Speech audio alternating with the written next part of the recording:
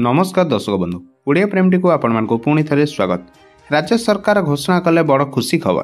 यही खुशी खबर चाषी भाई और भौणी मान लाभकारी। सरकार घोषणा कले केबे मिलिबो सीएम किसान किस्ती टंका, जो टंका वर्ष को 2 थर प्रदान करा जायथाय। तेबे कोन रहिছে पूरा खबर एवं केबे मिलिबो टंका ताहा जानिबा पूर्व वीडियो को लाइक करिवा सह आम चैनल को सब्सक्राइब करी बेल आइकन को दबाइ दियंतु। पूर्व चाषी मान अकाउंट को आसीथिला पीएम किसान टंका। 35 लाख चाषी अकाउंट को टंका पठाइले प्रधानमंत्री।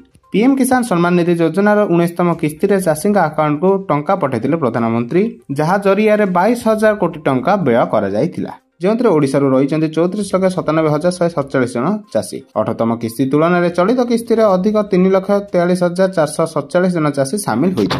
2024 अक्टोबर 5 तारिख में चाषी अकाउंट को पीएम किसान टंका मिलता। यह योजनार बाद पड़ता चाषी मान सामिल करने विभाग पक्षर स्वतंत्र ड्राइव चली।